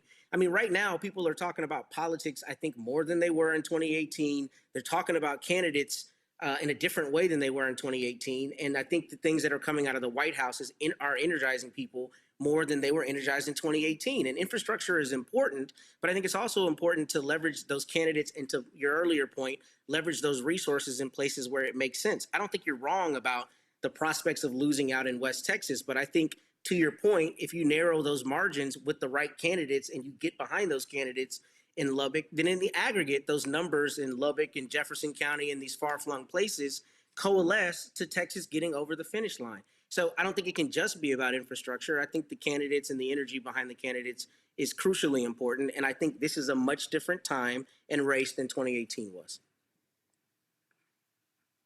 Understand this, and here's the deal. If I had to put my money on it, Texas is not turning blue. It's turning red. I put my money on it. I think Democrats win those 4 other states. That's their pathway to 51.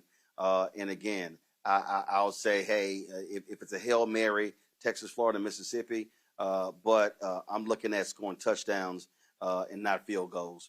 And the bottom line is that's when we look at that. And so we'll see what happens. Again, most importantly, you have primary.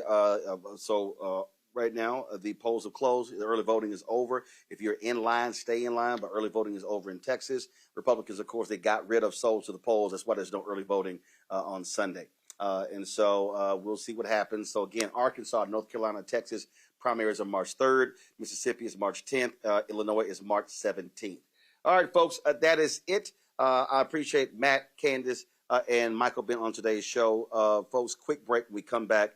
And we'll pay tribute to Reverend Jesse Jackson Sr. I'll give you details on the caravan taking place from Chicago to South Carolina this weekend. You're watching Roland Martin Unfiltered on the Black Star Network.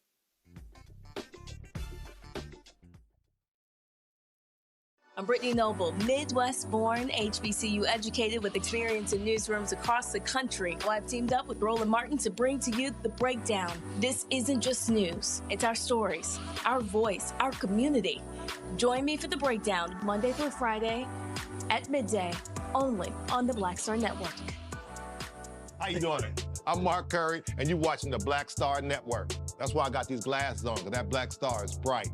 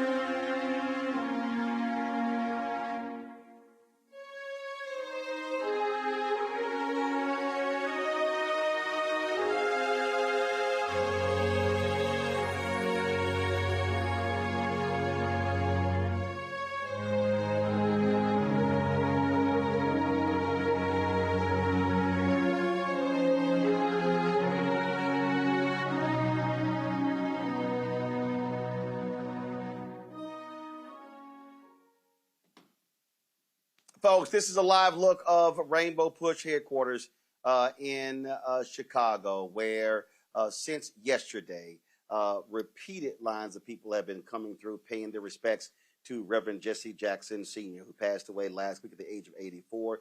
We have been live streaming these. Been live streaming this since beginning on yesterday, and so it was 10 a.m. to 10 p.m. yesterday, 10 a.m. to 10 p.m. Lined up down the street folks paying their respects to Reverend Jackson. Tomorrow, there's going to be a 13-hour caravan leaving Chicago, traveling to South Carolina, where his body will lie in state in the Capitol Rotunda in South Carolina on Monday. Then they will travel to Washington, D.C., where there will be a funeral taking place. It has not been announced where, guys. That's actually guys. Yeah. First of all, y'all, the graphic is wrong. The graphic is wrong.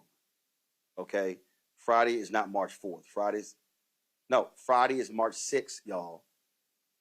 Take the graphic down, please. So on Monday, March 2nd, Reverend Jackson will lie in state in South Carolina. Wednesday, March 4th, there will be a funeral service in Washington, D.C. We're still waiting for the location it's going to be. Thursday, March 5th, his body will be flown back to Chicago. He will lie in repose at Rainbow Push. On Friday, March 6th, there will be the funeral at the House of Hope. Doors open at 9 a.m. Funeral service will begin at 11 a.m. That will be the public homegoing celebration. And then on Saturday, March 7th at Rainbow Push, there will be the private funeral taking place there, and he'll be laid to rest. On Sunday, this past Sunday, at Savior's Day, Minister Louis Farrakhan spoke from the podium and shared his reflections on his longtime friend, Reverend Jesse Jackson Sr. God sent that man to this planet for the help that our people needed. And to his dying breath, he worked for us. Yes, he did. And he worked for them. Yes. Near me to help me. That's right. And I never asked any of them. Go ahead. Except two to help me, but I won't name them. But I want to tell you one more thing. Yes, sir. That's that one more thing. Go ahead. One more, two more, three more.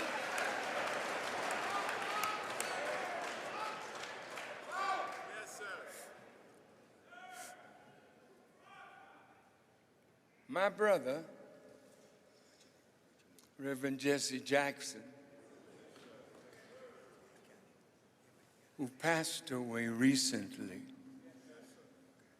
you don't know our relationship. And in a brief moment, I just want to tell you, God sent that man to this planet for the help that our people needed. And to his dying breath, he worked for us. Yes, he did. And he worked for them. Yes, he did.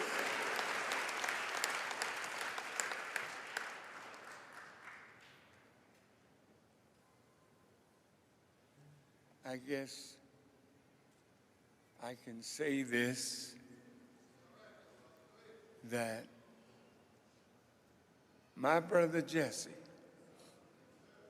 may Allah's peace be with him and his family. Amen. Amen.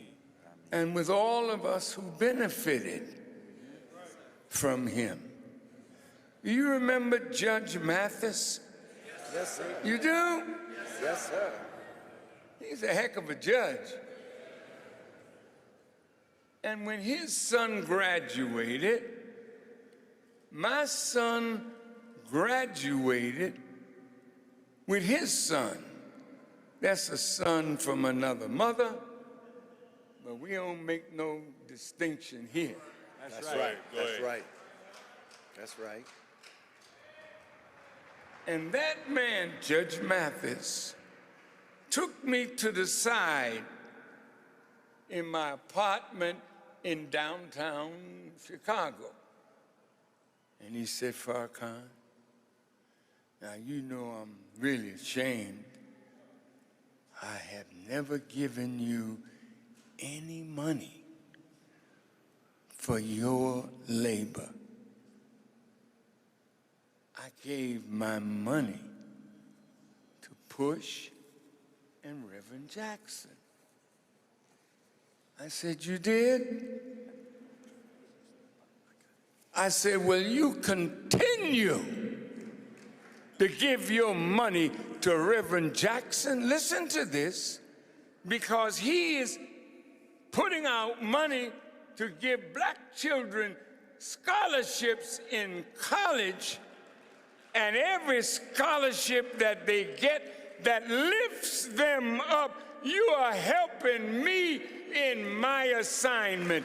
So Jesse, keep on giving. Go ahead.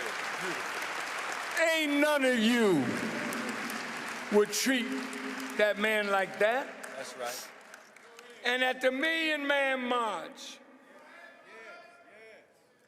Reverend Jackson came up in my suite. That's right.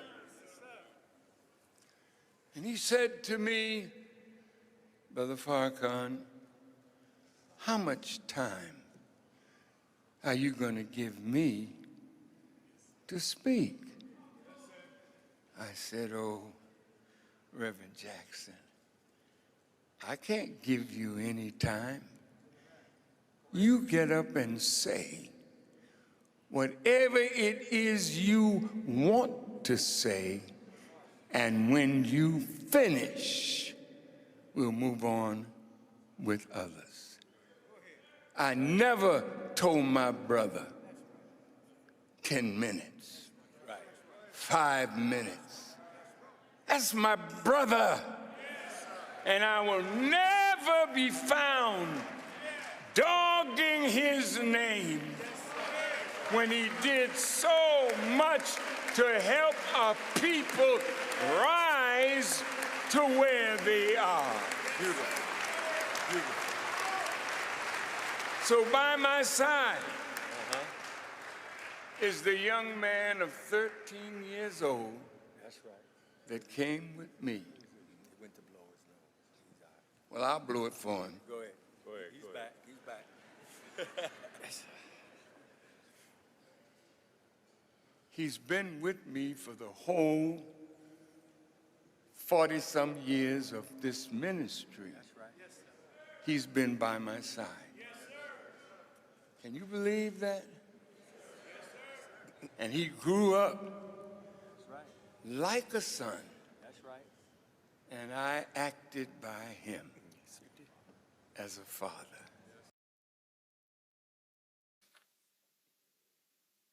Folks, that was 92-year-old Minister Louis Farrakhan speaking at Savior's Day on Sunday regarding the passing of Reverend Jesse Jackson Sr. And Minister Farrakhan will turn 93 years old in May. So let me go over this again, folks. Tomorrow, first of all, Reverend Jackson will continue to lie in repose at Rainbow Push for another almost 3 hours. Then on tomorrow, Saturday, his body will be transported in a caravan from Chicago to the state capitol in South Carolina. It's going to be about a 13-hour drive there. And then he will lie in state at the state capitol in South Carolina beginning on Monday morning, March 2nd. Then they will then caravan from South Carolina to Washington, D.C., where there will be a funeral service taking place in D.C., most likely at Howard University, but we're waiting for the final location. That will take place on Wednesday, March 5th. Reverend Jackson's body will then flown back to Chicago, where he will lie in repose Thursday at Rainbow Push. Thursday at Rainbow Push at 7 p.m., there's going to be an event taking place, a celebration, if you will, of Rainbow Push staffers and volunteers who've worked with Reverend Jackson there over the last 40-plus years. That will take place at 7 p.m. on Thursday. Friday, March 6th at the House of Hope. Doors will open at 9 a.m. House of Hope seats 10,000 people. His funeral will be there. Dignitaries from all over the nation and the world will be in attendance. That will be the public celebration. And then there's going to be a private funeral service on Saturday, March 7th at 9, doors opening at 9 a.m. at Rainbow Push.